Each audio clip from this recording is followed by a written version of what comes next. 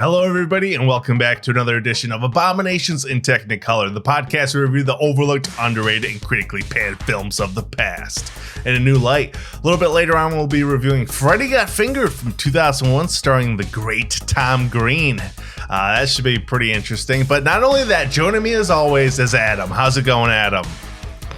Well, any morning you can talk about Freddy Got Fingered, I'd say it's a pretty good morning. So yeah, it's gonna be an interesting started one. off right with a hot cup of coffee and a little Tom Green, So yeah, I'm excited about this week. It's gonna be fun. We're truly meeting the definition of an abomination in Technicolor. So yeah, I don't know. Excited this week. I don't really know how much more you could top this movie as sort of a review. It's going to be, there's some people that despise this movie, and there's some people where it's a kind of a cult classic, I guess. That's right. But at the top of the show, there was some news that came out yesterday, and as I don't know if we may have talked about it once or twice on here. I don't think too much though. Maybe just kind of in passing. But James Gunn is sort of helming this Suicide Squad sequel, or like retooling, if you will, of the franchise. And he put out like a tweet, and it had pretty much the entire cast list of like who's starring in this movie. So I have it up here. So let me pull it up real quick. Oh, that's the wrong one. I can't wait. Yeah, so there it is there. So we got quite a bit of people, some who I have no idea who they are, but David Dastmalchian, you may know him as sort of like the Russian guy in the Ant-Man movies. He was actually in The Dark Knight. He was kind of the eccentric guy that was dressed up in like a police uniform when the Joker they were trying to assassinate Harvey Dent. You remember that? Nah, well, nope. Not really. Okay. Well, you also have John Cena in there. Who knows who this guy is playing? God. He's getting better and better though. Like I saw The Marine like 5 years ago, and it was like one of the worst movies I've ever seen. Right. I think that was like a WWE movie. But you have Jai Courtney returning. He was Captain Boomerang in the original Suicide Squad movie.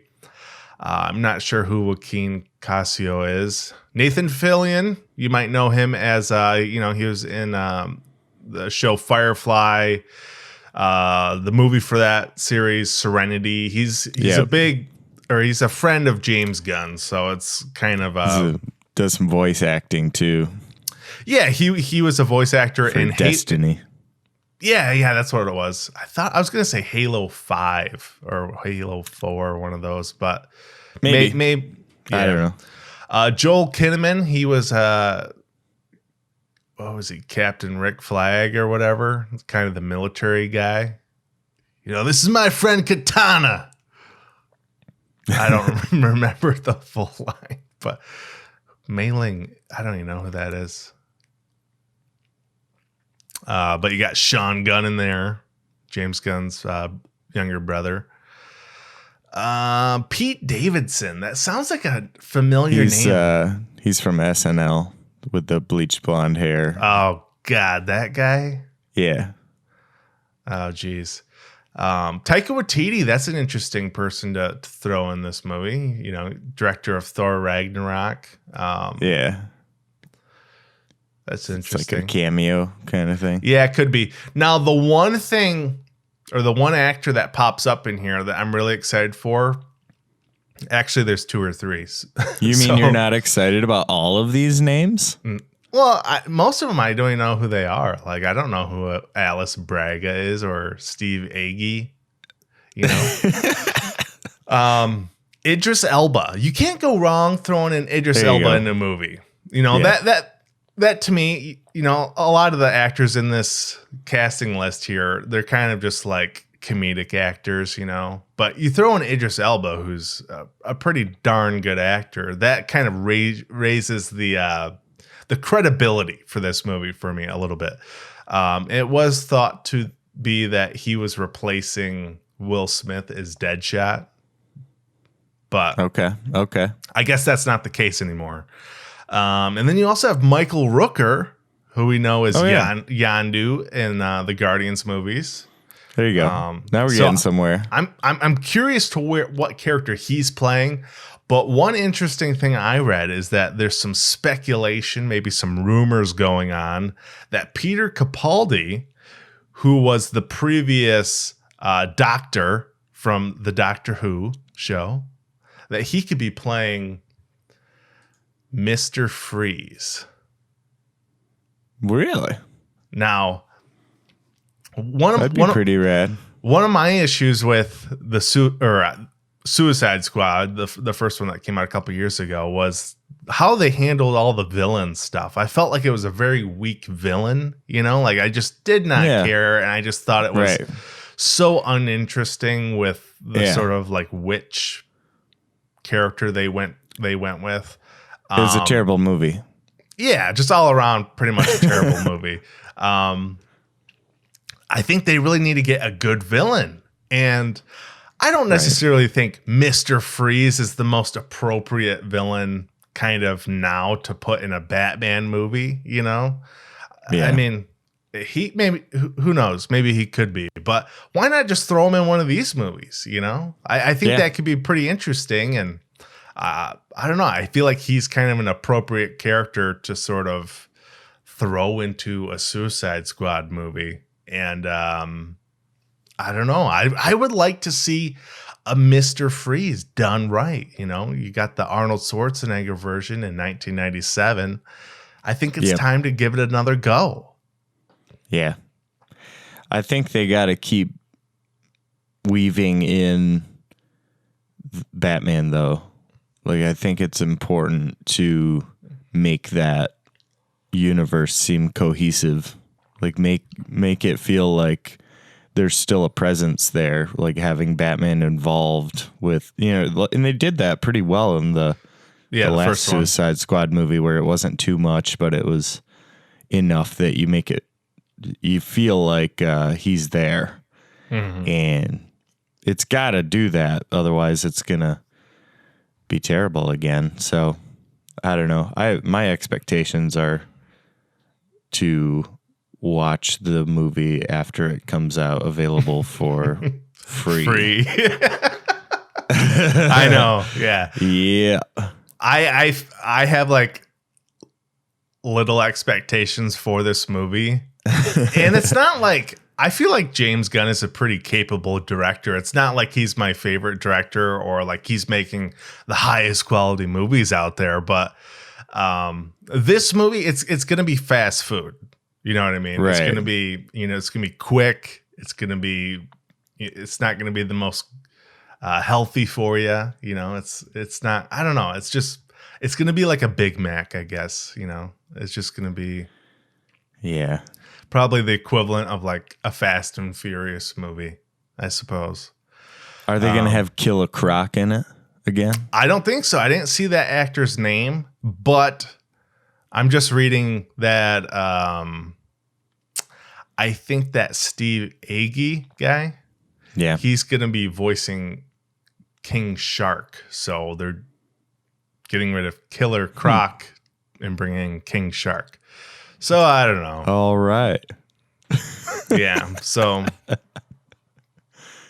this movie's supposed to come out in like 2021, I think. So we'll see. DC doesn't have the best track record, but the one takeaway that I think is kind of cool is that James Gunn is doing a DC movie, and then after this, he's going to go off and do Guardians of the Galaxy Volume 3. So there's all those people that, there's the Marvel and DC war on social media, So it's just like, hey, it's okay to sort of like both, I suppose. Yeah. So, I don't know. I just get It'd tired. It'd be easier of that. to like both if they both made good movies, Yeah. And I'm not saying that all DC movies aren't good. Obviously, there's a lot of really, really good ones. Mm-hmm. But in this particular property, they maybe swung and whiffed a little bit. So we'll see if they connect on the next one. Yeah, we'll just have to wait and see. So I don't know. I just want it to be kind of edgy. Well, yeah, I want it to be good, but also I want it to be different. I don't want it to just be like a Marvel version of DC characters. You know what I mean? Right. Like, I don't want them to just apply that sort of like Marvel formula to these DC characters. So that's that. Time to move on. This is our review of Freddy Got Fingered. It's yours. Hop in. LeBaron. Bet your boots. It's a LeBaron. Look, it says #1 son on the license plate. That's me. I'm the #1 son. It's never easy to let go. You make your daddy proud. You hear me? I'm gonna make you so proud. You make your daddy proud. Proud. Get the out of the way! Are you really excited about starting to work at the sandwich factory tomorrow? Hello? Can you hear me? There's probably people at the factory that have been making cheese sandwiches their entire lives, and they're gonna look at me, look at me, look at me, look at me, look at me, and they're gonna call me a loser. Ooh, you can't hurt me! Not with my cheese helmet! Hello? Hello? He couldn't handle the complexities of making a cheese sandwich, so now he's back at home.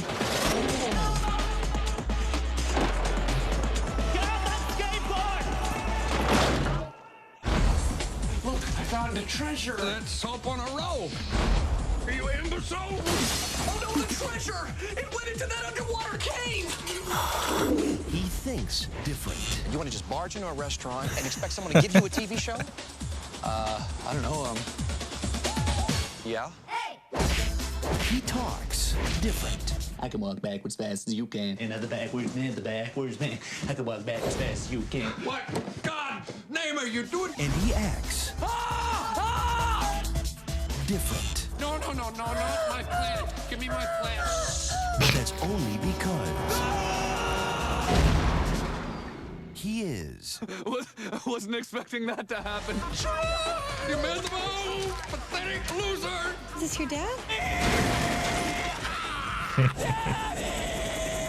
That's my bone! Ah!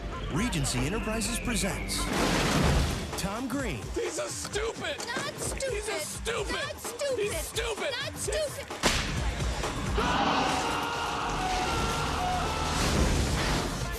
Freddy Got Fingered. Now, if you'll excuse me, I still have some work to do. Daddy, would you like some sausage? Daddy, would you like some sausage? We're real proud of him. I think I could have come up with a better title. Oh, man. Who wouldn't be proud? I know. All right. So we've got Freddy Got Fingered this week from 2001.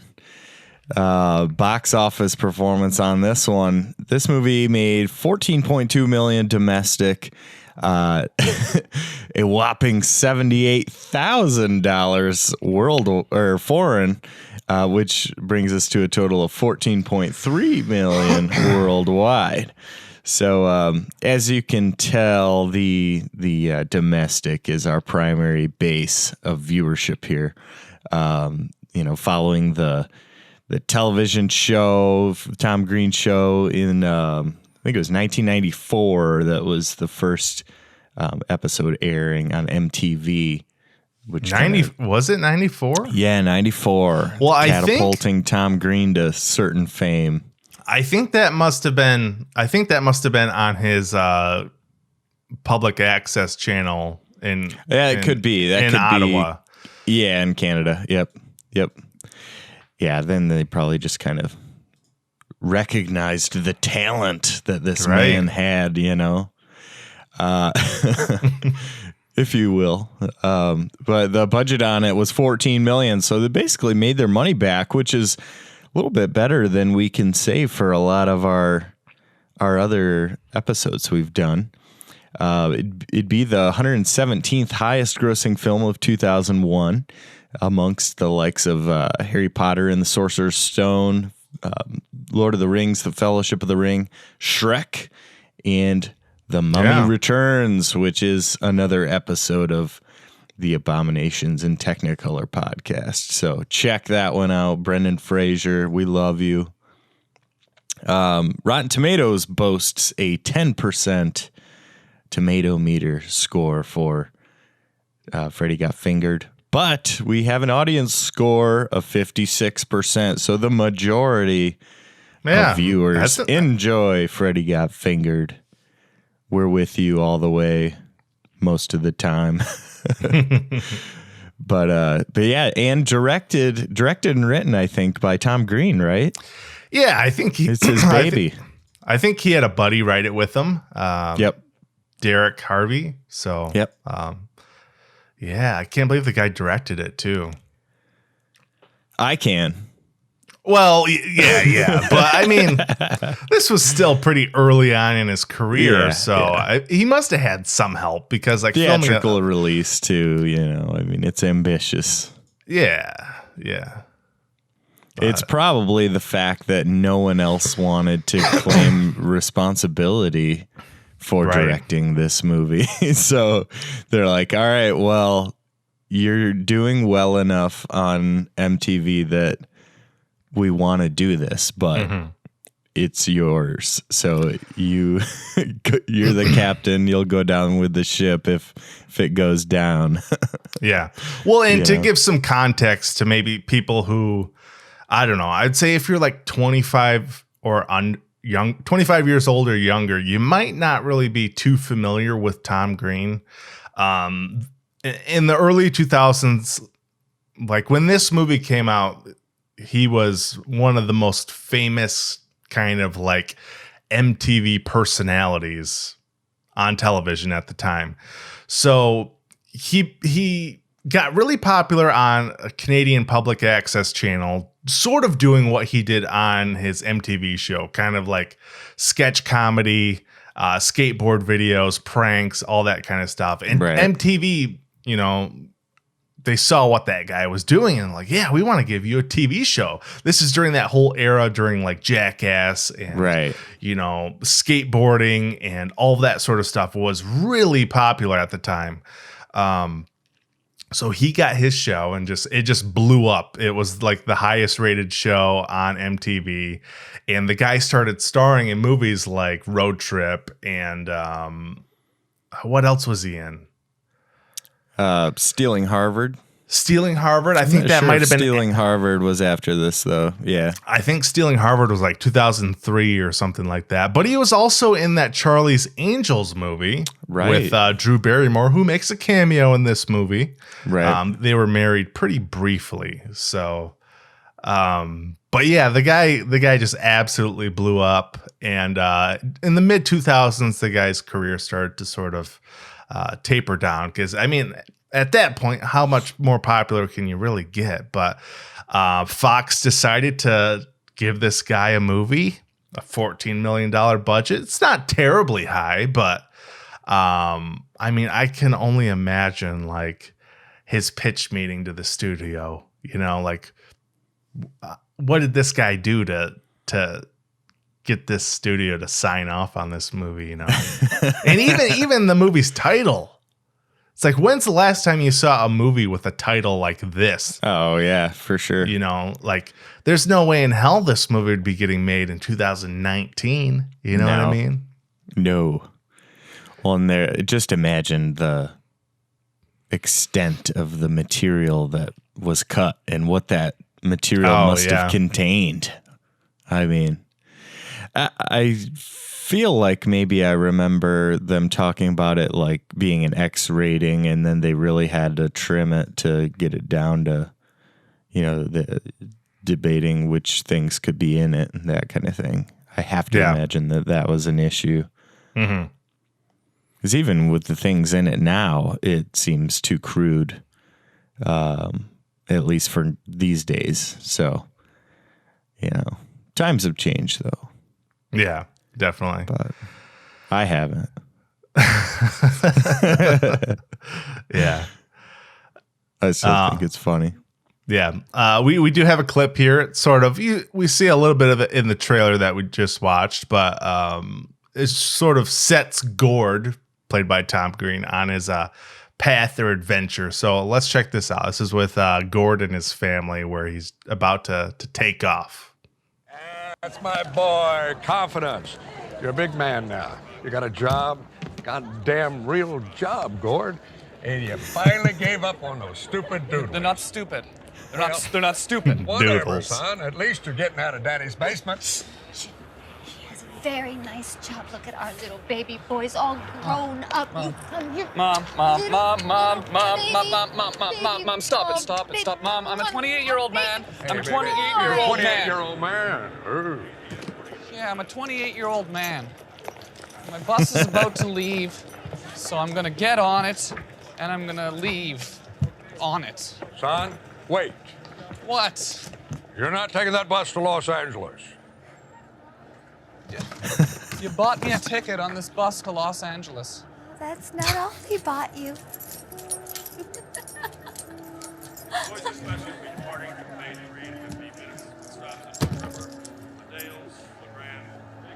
There.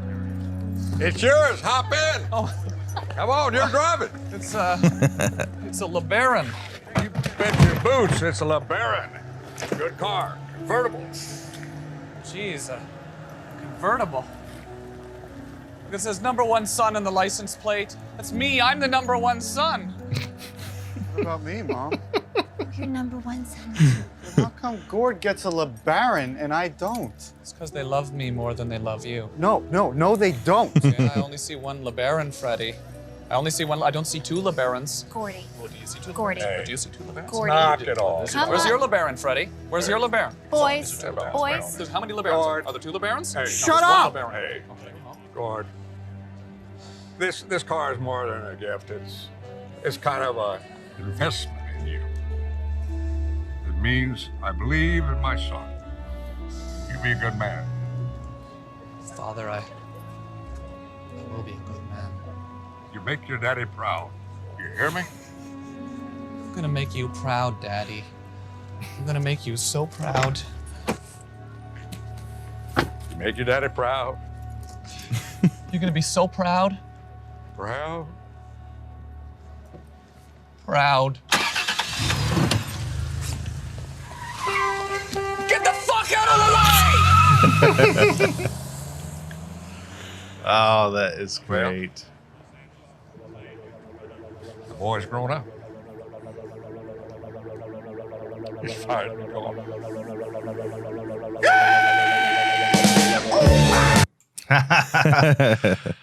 Oh, Rip Torn, man. He One of is the greatest of all time. Yes, Rip Torn, like, I don't know him from a ton of stuff, but the guy's IMDb credit list is like 192 credits. So the guy's been in so much, but you'll mostly know him, at least if you're kind of our age, you'll know him from, he was in Dodgeball. He if you can dodge a wrench, you can dodge a ball. Patches O'Houlihan. That's right. That to me is his most iconic character that the guy's played. For sure. He was also in the Men in Black franchise. He played Zed, kind of that's right. the head honcho of MIB, right? And I mean, other than that, I'm not really too familiar with what he's been in, but just over the last 4 or 5 decades, the guy's just been in so much. I'm just scrolling through all this stuff, but it looks like a lot of TV stuff in the 90s, and I don't know. It's like the guy was a really good character actor. He could just Patches O'Houlihan. I mean, that character is just, I can't imagine anybody else playing that. Right. But man, do I love that movie. But holy crap, is he the perfect dad for Tom Green in this movie? Yeah, there's a lot to unpack in that scene there. I mean, you get the feel for the relationship that there's some sort of a backstory with them of, Gord's taking till we learn later in the movie, I think, that he's 28 years old and he's still living in his dad's basement. He mentions that, and and they're trying to show support for him. But that's all nice, and then at the end you get the feeling like he's celebrating, like he's finally gone, and you get a feel for the fact that it's like this is a ploy to just get him to leave so that they can get him out of the house, out of the basement. So hence the LeBaron, which just, I mean, can we mention the LeBaron itself? I mean, to put a LeBaron in the spotlight, I looked up, I was like, I got to know more about the LeBaron, because they make a point to actually like say like, oh, it's a LeBaron. And Freddy's like, where's my LeBaron? You know, so yeah. But the LeBaron, I guess, was produced from like 77 to 95. So they chose a car that was, you know, like a convertible. Yeah, that was, you know, 6 years past the shipping line or whatever you call it, you know. And I thought that was pretty hilarious. Like, whoa, it's a LeBaron. Well, and he probably, I mean, son. just the name LeBaron. Yeah. I mean, I'm sure that was part of, you know, the reason why they went with it. Like a Chrysler convertible, you know. Yeah. And then just the look on Freddy's face, like, you know, Gord is kind of the idiot son, but for whatever reason, he seems to be the favorite. Yeah, and you know, we talk about Rip Torn and his stuff, but Freddy is we know him from being Finch in the American Pie franchise. So yeah, I thought he was just overall, as far as his performance goes in the movie, he does a really nice job kind of playing this part of the younger brother who's like seemingly like the golden child, done everything his dad ever wanted him to do to, you know, to become an adult and make a man of himself and pay his own way and all of that. And I really thought he was really good in this movie too, in the scenes he had, at least. I mean, he kind of just was a supporting character, obviously, but even though his name is in the title of the movie, which, you know, the title of the movie is more just kind of like, I feel like it's a creative point, and it's something provocative and controversial that maybe will get people to take interest in it, shock value kind of thing, probably. But yeah. Well, and I mean, like, Freddy and his dad, like you mentioned, he's the golden child. Like he's paying his own way, like you said. But still, there's a moment later on in the movie where Freddy comes over for breakfast, and I don't know, he's making a joke with his dad, like Gord's in the shower, you know, in his scuba outfit. Right. And Freddy's like, yeah, you should save some water for the fishes, huh, Pop?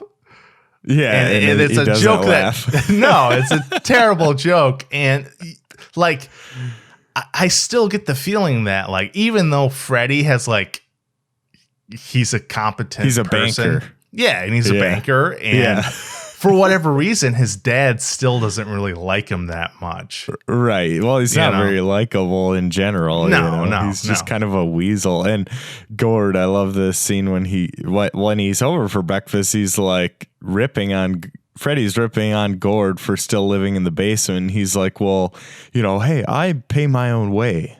I'm contributing to society, and he's like trying to make himself sound so much better. And Gord's like, oh yeah, well, you still come over to eat their breakfast every morning, you know? So you could tell, like, especially right out the gate with their mom, she seems like such I guess like she's like the antithesis or the opposite of Rip Torn. In this movie, she seems very frail and weak and just kind of like lovey-dovey, like an enabler to these two kids. Yeah, she like smothers them. Absolutely, just smothered in 100% love. So I feel like that was well done on her part to kind of give you a little feel for how that might have happened, given the fact that Rip Torn is just so, overwhelming as far as his criticism of at least Gord.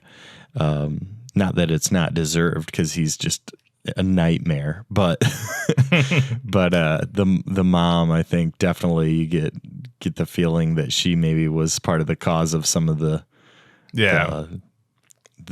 birds not leaving the nest till later on. So pretty funny stuff. At least out the gate, you get some good stuff here, and I love the emphasis of the proud, make your daddy proud, back. They're just going, how many times do they each say it? 3 times, something like that. And then he honks and tells those people to get the F out of the way. Like, I've always loved that, because it's like he didn't make it not even 2 seconds before he shamed the family by cursing at those people in his LeBaron. Right. Well, and just moments after this, he makes a stop at a farm, and does. There's what do you call male horses? A stud. Or it's a stud or a stag? I think he's they stud him out. Like, they use them for breeding. Okay. He's a stud. Okay. Well, anyway, he stops at a... Not that I know a whole lot about all of this stuff, Or is it a colt? Anyway, or a mare. Who the hell knows? A colt is a young male horse. Okay. Like young. Well, anyway, he decides to stop at a farm because he sees some farmers like trying to take some semen from the male horse that's firm. And he decides to go grab the erected genitals of the horse. And then he starts outbursting, "I'm a farmer, Daddy. Look at me. I'm a farmer." Yeah, look what I can do, Daddy. I'm a farmer. And that's the kind of stuff that you would get on his show. Yeah. He'd start sucking like cow udders, like stuff like exactly. that. Yeah. So if you had seen the show, then this isn't quite as ridiculous or offensive. I mean, I feel like watching his television show would desensitize you a little bit to this type of thing. Not that any of it is, something that you'd be entertained by, but he just goes there. He's not afraid to do anything, and I think that to a certain extent, like with guys like the Jackass guys, or I don't know, even some of the stuff you see on shows like Impractical Jokers, which is more of PG or PG-13 type of stuff on television now. It's all kind of like these impromptu or these kind of things that were you get to feel like it's live action, realistic type of candid camera kind of stuff. And Tom Green was one of the contributors to that in the mid to late 90s, and I feel like you get a little flavor of that in this movie, but not much. I mean, most of it looks theatrical. It looks like a motion picture. But those moments, the farm moment, it just felt like something ridiculous that he'd do on the show. So, yeah, I both appreciated that, but then I was, kind of disgusted by it, obviously, because I'm a normal human being person. Yeah. Well, and being that his fan base has like experienced all this sort of stuff on his show, I'm sure there was a level of pressure to like, well, I need to kind of outdo what I do on my show. Yeah. You know what I mean? So I need to bring sort of that aspect and that comedy to a movie, like, right. Sure, they could have just made a typical comedy, but I think they wanted to, bring that sort of crude and weird humor. Yep. But I can't imagine like the pressure, like, well, what am I going to do in this movie? Well, we could stop at a horse farm and I could, grab an object, and start shaking it on the camera. Yeah. And that's not the only weird thing that happens in this movie, No. but that's sort of like the first like shocking moment of what occurs. And it's just like, oh my God, what am I in for watching this movie? Yeah. And I always got a kick out of just kind of his initial reaction, like to think about someone driving down the road. I mean, he's probably going 55, 60 miles an hour at least. And he just happens to kind of look over and see this growth happening on this horse. And as he sees it, he's just like, whoa! And he immediately slams on the brakes, slides, 30 yards probably, just locks him right up and gets out of the car. And he's like, oh. I mean, the fact that he reacted in such a way, it's very thought-provoking to imagine how this man's mind works, and knowing that we're not even 10 minutes into the movie. The first couple minutes is a skateboard sequence, which is actually pretty badass. Yeah, it's pretty cool. He has some good flip tricks or whatever in all that, and and it does also kind of like set the precedence that he's got an ability to escape and elude security guards, which we see later in the movie. Right. But yeah, right out the gate, you get that disgusting stuff that he's willing to do. So it's a big opening. Yeah. But I mean, that's the start of his journey. And the whole reason why this guy's going to Los Angeles and to work at a cheese factory is so that he can try and get these characters, or these doodles, as his father refers them. He wants to get them turned into a TV show. So we have a clip here with Anthony Michael Hall, who plays Dave Davidson, right? Yeah, David Davidson. And pretty much Gord is trying to pitch this, this cartoon idea that he has, and get Dave Davidson to produce it. So let's check it out. You want to just barge into a restaurant, dress like a fucking English Bobby, and expect someone to give you a TV show? I don't know, yeah? Do me a favor, leave me alone. Please. Yes, sir. Please, just look at my drawings, okay? Yeah, okay, all right. Fine. Okay, look. Okay, it's X-ray cat. Okay, except instead of being able to see through everything, he can only see through wood. So if there's something going on the other side, say a wooden door, okay? See the criminal? I see the criminal, I see the door. Okay, see through the door, see the criminal, and save the day. He saves the day, okay? Much to the dismay of the police, to the dismay of the mayor, because the police and the mayor, they always hate it when people take the law into their own hands. Like a Batman. Like a Batman, like the Guardian Angels. What's that called again? Like a vigilante. Like a vigilante! Right, like a vigilante! Right, He's like a vigilante cat. It's a cat who's a vigilante. It's a cat who is a vigilante. I got that, Gord, okay? Listen, the drawings are pretty good, but it doesn't make any sense, okay? It's fucking stupid. Okay? What you need here is elevation, okay? There actually has to be something that happens that's actually funny. What the fuck is happening here? Okay, look, that's a banana. I see the banana, Gord. But there's a string attached to it. I see the string. With a bag of eyes on the other end with the baboon eyes with sauce dripping.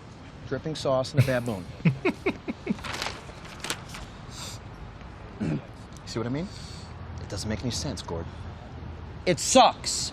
The drawings are pretty good, but the characters are lame, okay? God, the characters are lame! I'm a loser! I wish I was dead! Gord, listen, wait, listen.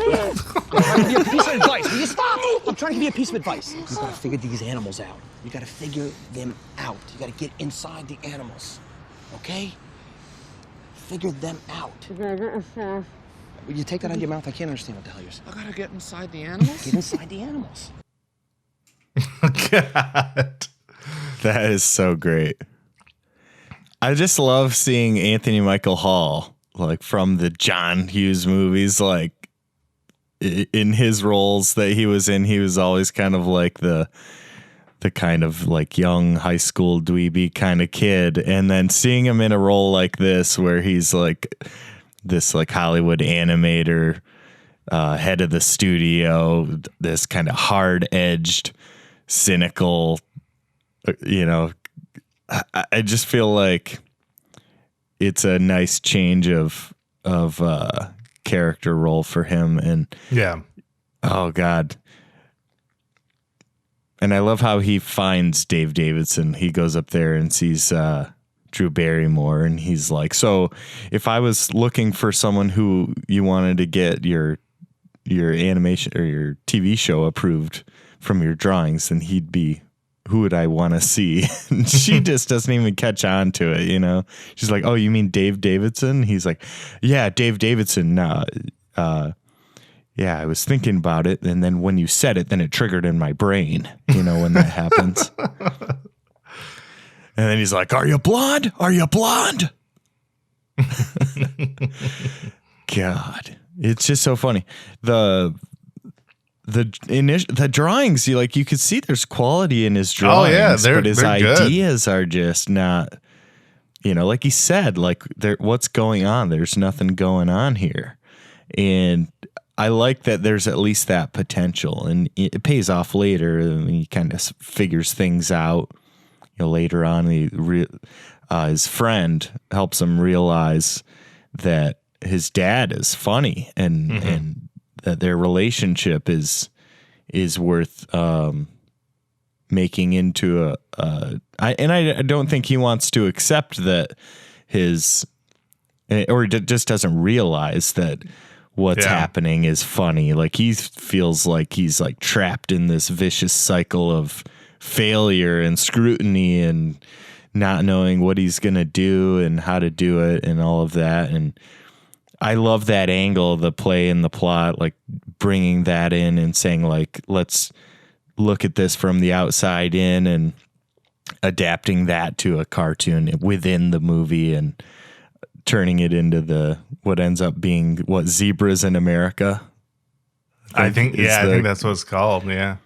So bizarre. I love it all. The animation angle, like I can't think of any other movie where that's kind of the driving plot line of someone being an animator. And I think as a younger person growing up, I was like 14 when this movie came out. So I definitely had an appreciation for cartoons and animation, and that I would have been kind of in the era where South Park had taken off and stuff like that. So, Simpsons, and so the adult animation, or just kind of animation that would be adult entertainment, definitely was something that I was into. So a movie like this, like both being Tom Green and kind of seeing someone try to become an animator and what that journey looks like, was intriguing.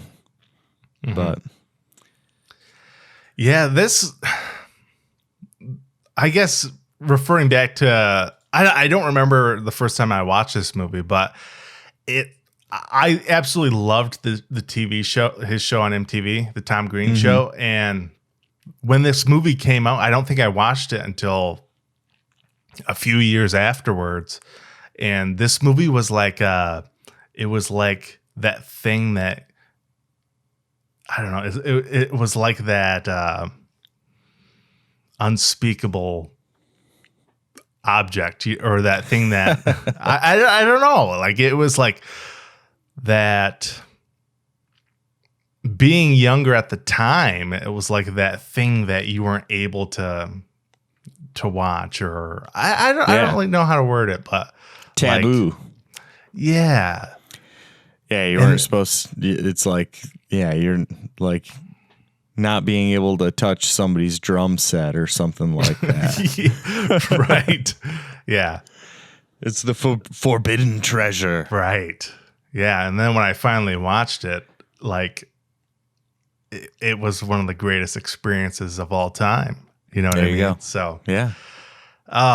but yeah, it's so nice to like see Anthony Michael Hall. I mean, the guy is still acting. He's actually going to be in the Halloween sequel. Nice. He's playing like one of the younger kids that Laurie Strode was watching in the original Halloween movie. Oh, no way that she was babysitting. That's cool. Yeah, the boy. And then the actual girl that she was babysitting, not sorry to go off on a little tangent here, but the girl that she was babysitting, that actress is actually coming back. So you have the original actress who she was babysitting.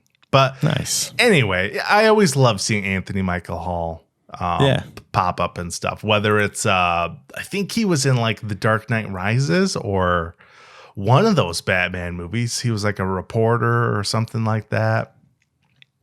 Gotcha. But yeah, he's always great at playing just sort of like a dick, you know, whether it's like in Edward Scissorhands. Edward Scissorhands. That was a douche boyfriend. He was phenomenal in that movie. Yeah. And even in like Weird Science, he plays this sort of like sarcastic, like nerdy kid. You know what I mean? And another episode. Yeah. Probably did that one about a year ago. The earlier one, yeah. Yeah, but I've always loved the guy. And, you know, just to sprinkle him in this movie, it just works great. And to the fact that he's not even really acknowledging that Gord is shoving a handgun down his throat. Like it's not even a big deal. Yeah, you know can you what I mean? take that out? I can't even understand what you're saying. Right. Yeah, it's just... You mean I shouldn't blow the brains out of the back of my skull? It's just crazy. And they're doing it on a sidewalk, and it's not like there's people just like walking by like that are concerned at all. Yeah, you want to be an animator? Maybe you should quit the shitty cheese job. Yeah.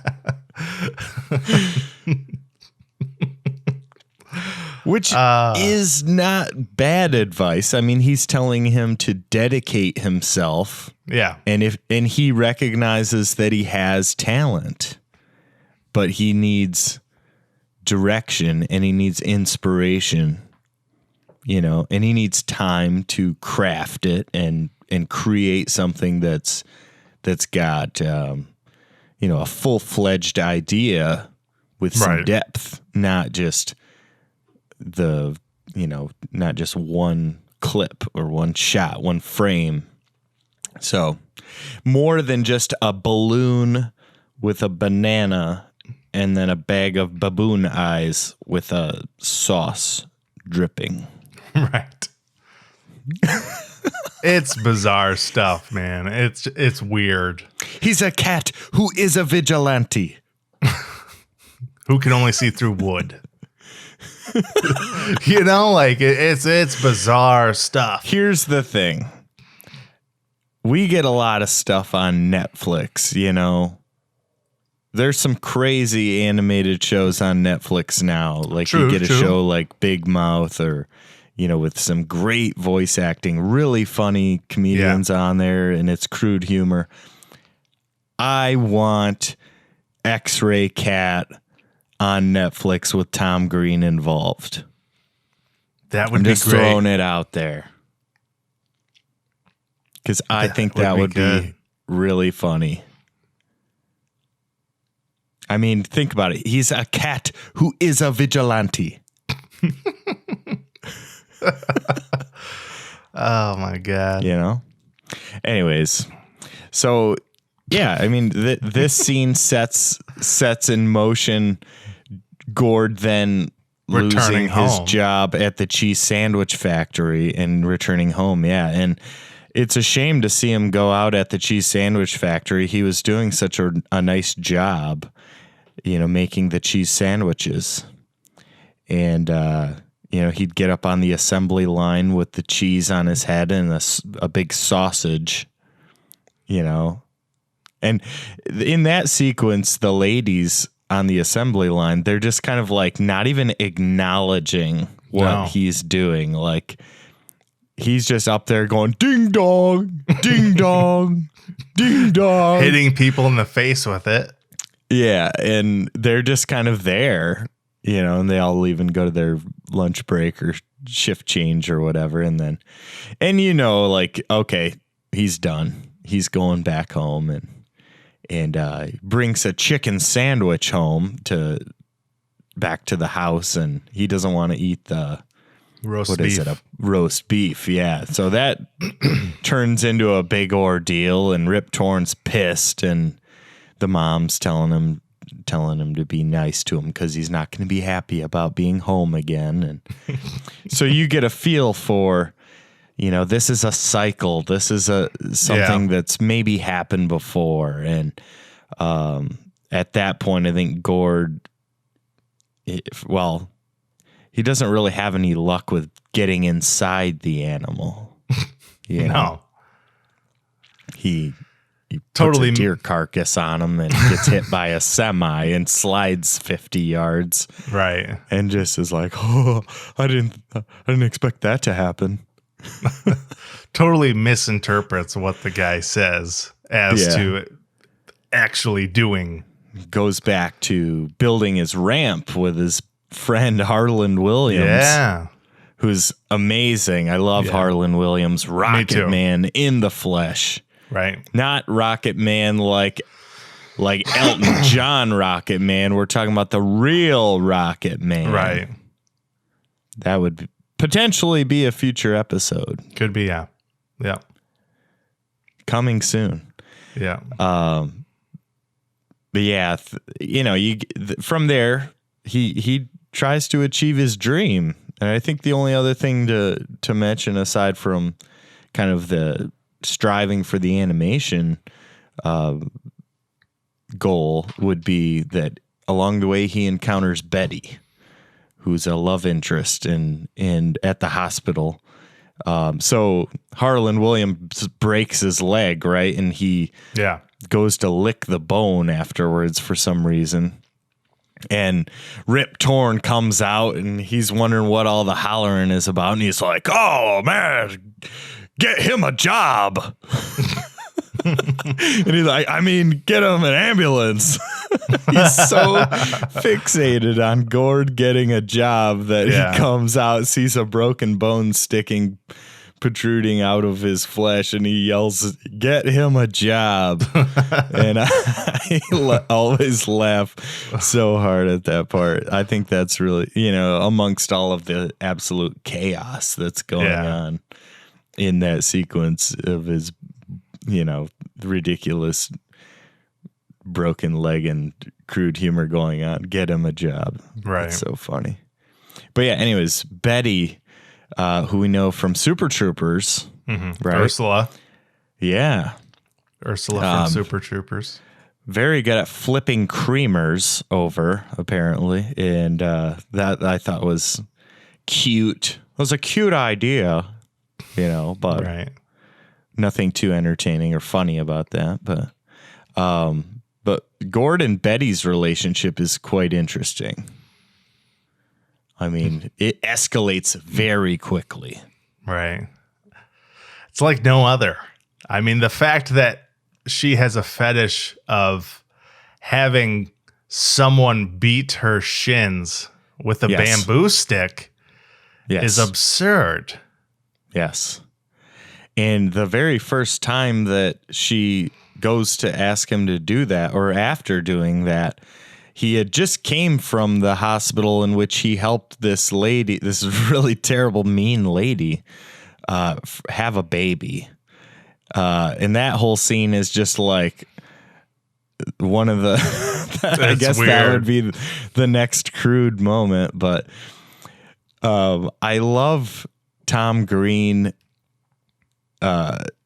Couple things. So when she tells him to shut the fuck up because can't you see that I'm having a baby, or I'm pregnant? And he goes, oh, I'm sorry, ma'am. I didn't realize that you were pregnant.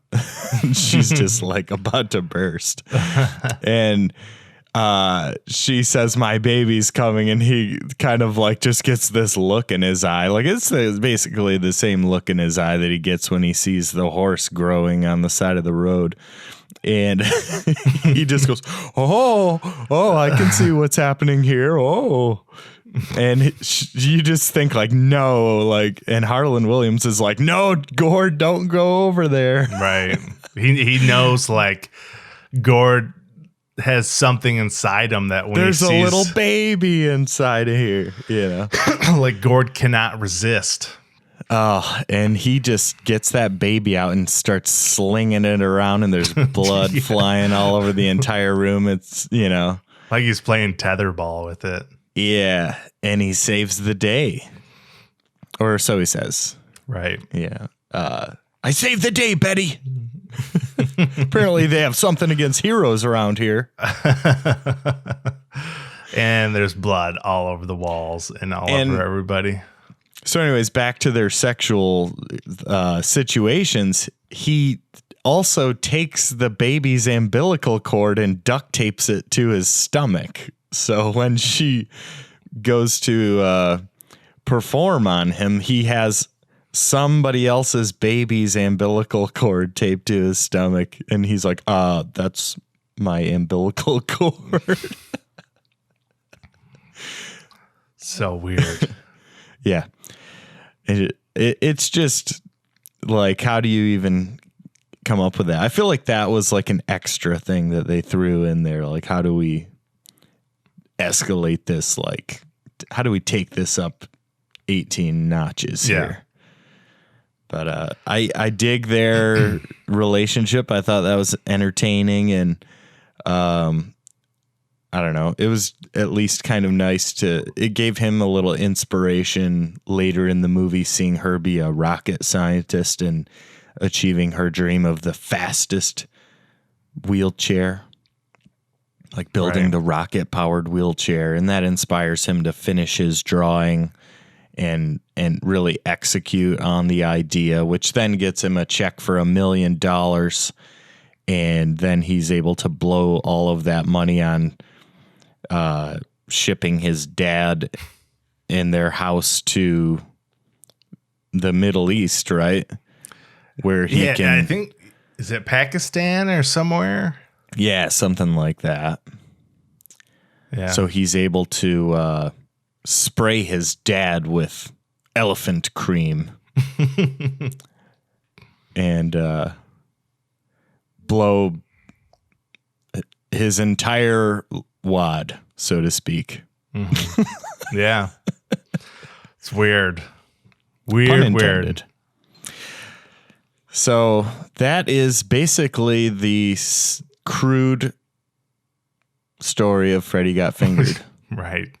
I mean, and I guess the only other thing would be the fact that he accuses Rip Torn, the dad, of fingering Freddy, which we have to mention. True.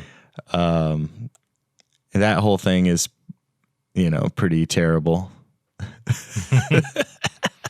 I don't even remember. Do they just go to like family counseling? Is that what they're at? The social worker shows up to the house and knocks on the door, and she's looking down at the ground, like underneath him, like, yeah, I'm here for little Freddy. And she keeps like looking around him, behind him, like, he's obviously not you, this adult male that's standing in front of me. And he's like, I'm Freddy. And she's like, oh, like, you're going to have to come with us. He's not going to be able to hurt you anymore. Or it says something like that. Yeah. And he's like, I'm not going with you. Right. But yeah, I think there's some kind of he gets put in like a home or something with a bunch of kids. Yeah. And they're watching the Texas Chainsaw Massacre on TV. That's literally what's playing on TV when there's all those boys and like they're in that home and they're wearing those like the white outfits, and what's literally playing on TV is the Texas Chainsaw Massacre. It's like that's a weird choice to put on the TV for a comedic effect. Yeah. Yeah. So, I mean, I guess I want to kind of like try to get into whether or not this movie just kind of, we talked about some of the crude scenes, but is there any point where you feel like it has anything good to it, where it really just kind of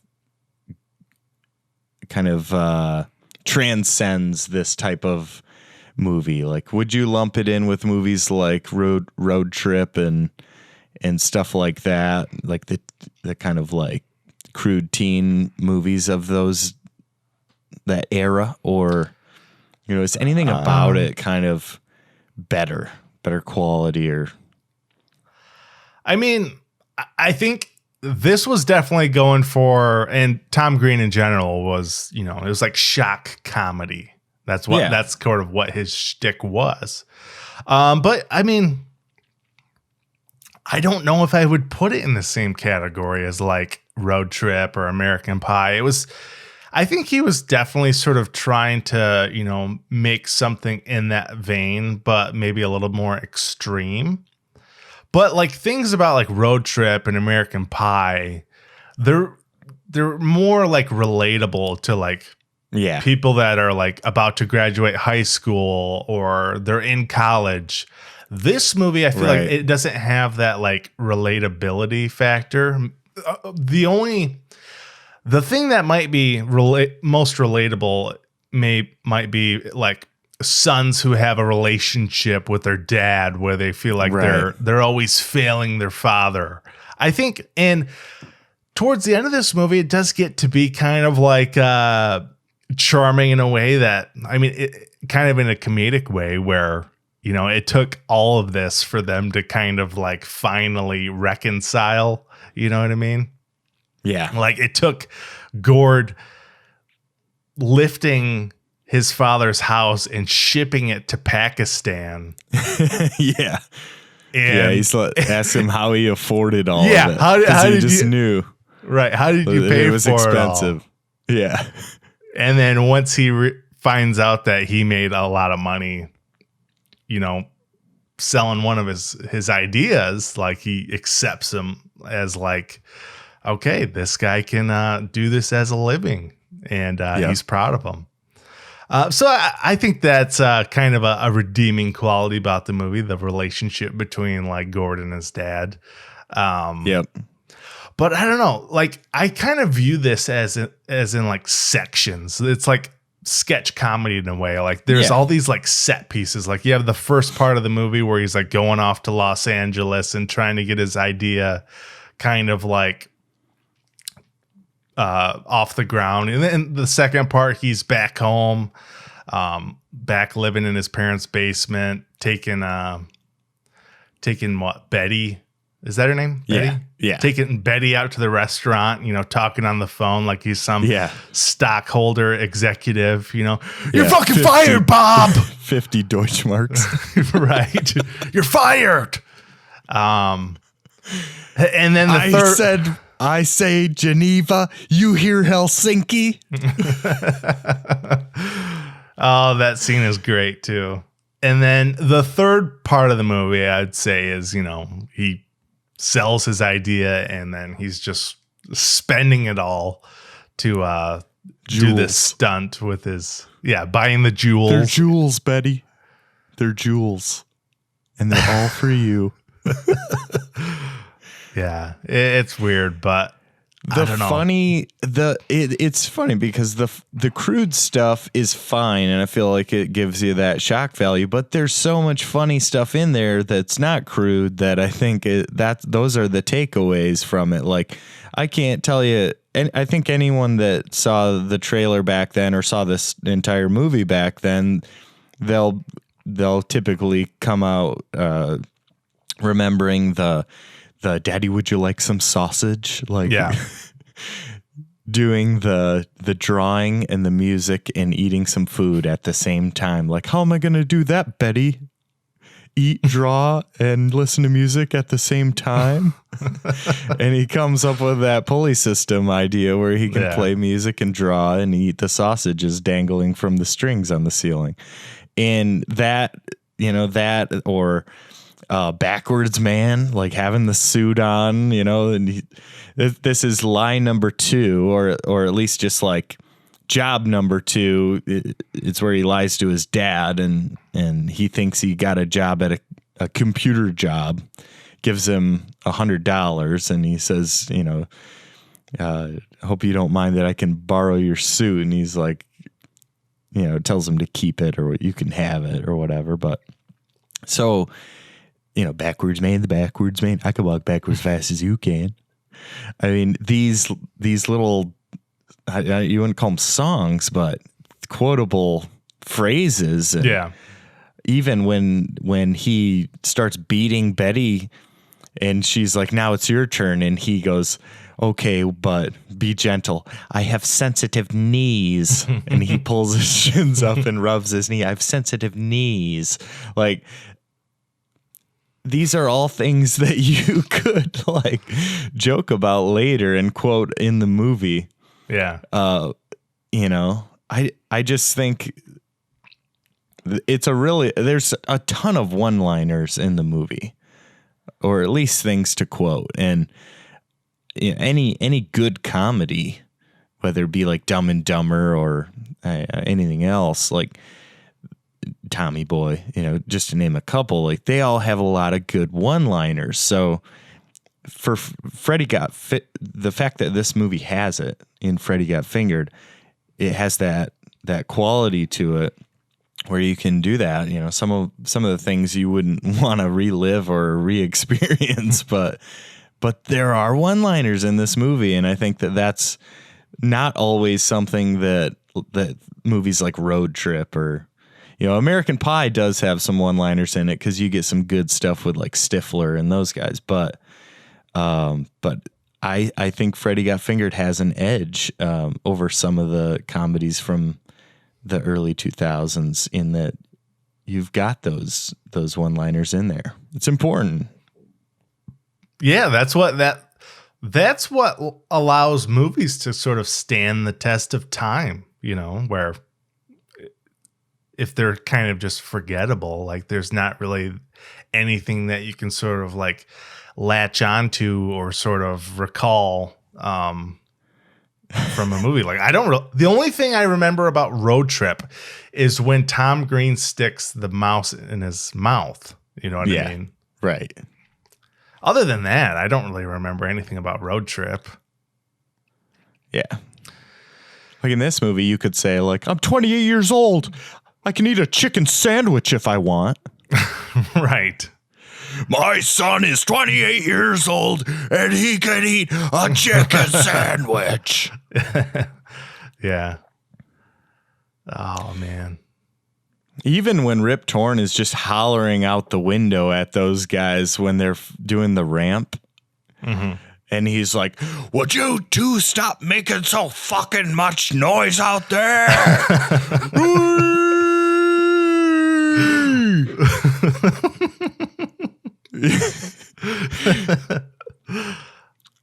Oh. And then you've got the little kid Andy who's like, Gord, can I play on your ramp tomorrow? That kid, I mean, that poor little Andy, that was like a running joke throughout the movie is this kid just gets the shit beat out of him the entire movie, bleeding all over the place. Yeah. But yeah, Rip Torn, I mean, he's, like we said earlier, if you can dodge a wrench, you can dodge a ball. That's an example of one of his one-liners. They're just so good. Mm-hmm. And he's got him in this one, man. Yeah, he's great. He's probably, I mean, other than like the ridiculousness of Gord, just everything that the guy does in this movie, I would say the funniest person in this movie is probably his dad. Like Rip Torn is probably my favorite part of this movie. And the guy, he actually just recently passed away like a couple months ago. So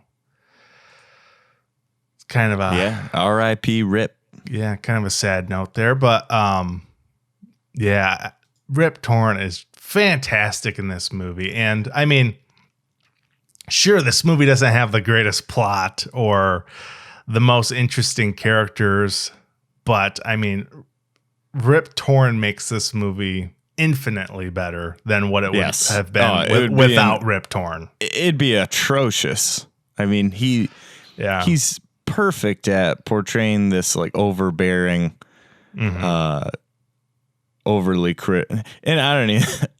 You could say he's not overly critical just because Gord is such a.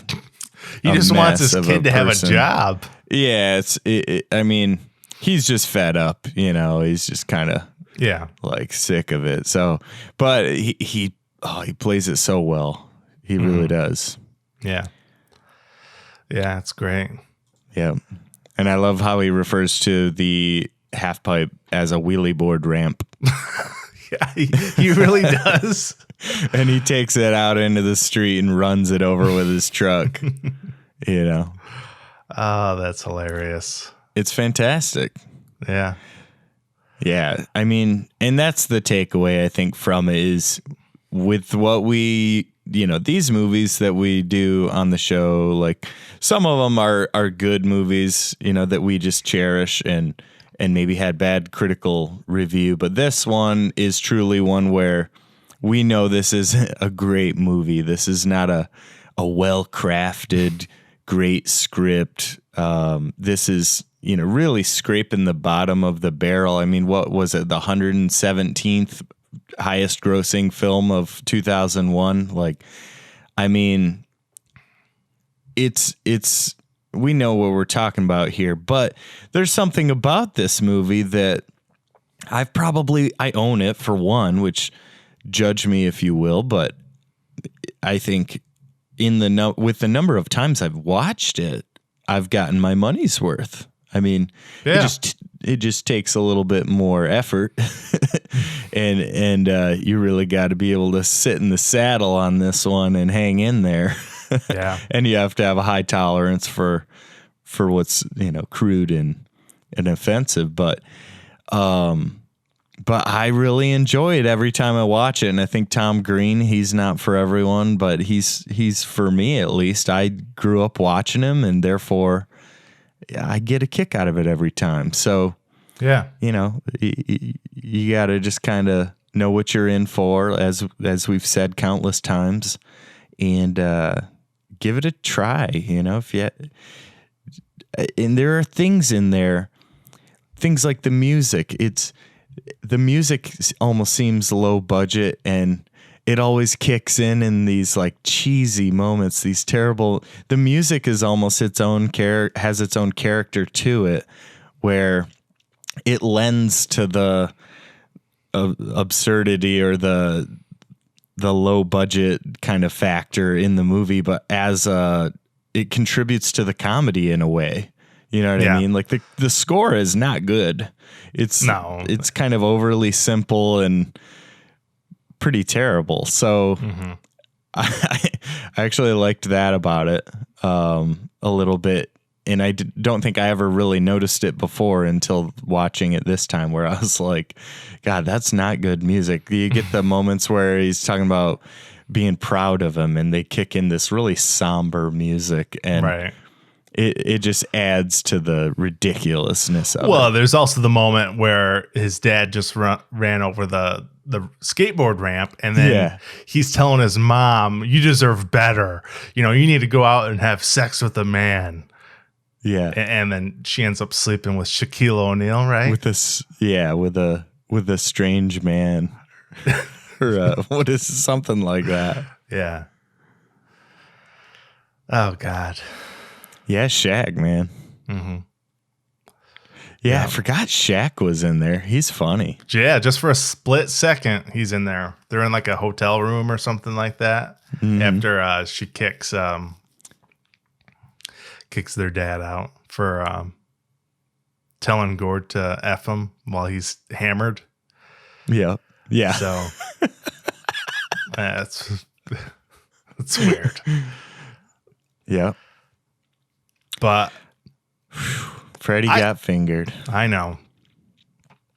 I mean, this movie, it's its own beast, man. It's like, I feel like if you've never seen Freddy Got Fingered, I feel like the trailer's not an accurate representation of what this movie really is. Like, it must have been incredibly hard for the studio to market this movie with what's actually in it. Like, the trailer, it kind of gives you an idea of maybe what the plot is a little bit, but like what's really contained within this cinematic experience is probably more accurate to like the actual Tom Green show, like some of the raunchy sketch comedy bits, you know?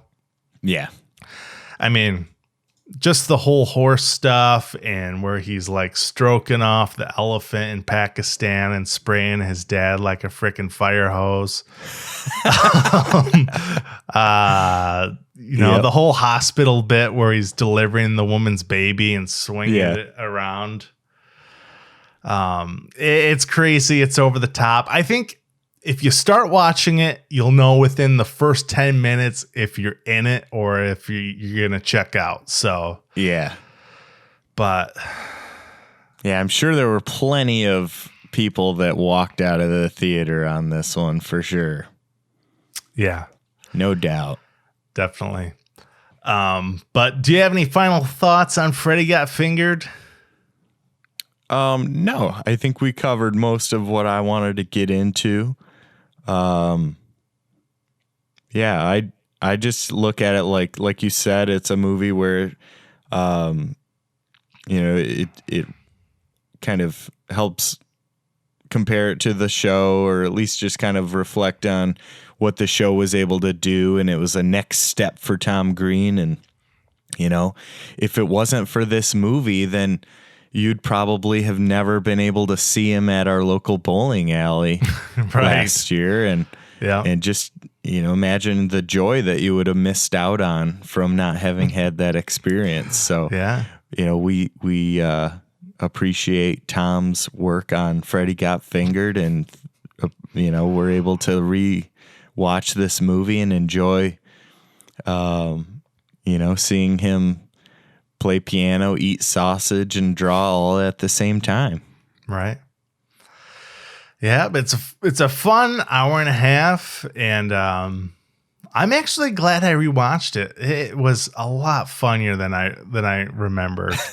Yeah. Just like I think on his way home, he makes another stop at that horse farm where he's eating a sandwich and like watching the horse. Yes. And it's just falling apart on him. I really laughed longer than I should have regarding that whole scene. But I really enjoyed watching this movie. And I feel like comedies are kind of a little bit too safe nowadays. Like even in the late 90s where you had American Pie, which was a really big like pop culture like event. Like that movie was really sort of, I don't know, like that movie was, I don't know if it was just controversial or what, because you had a guy humping a pie with his dad walking in on him doing it.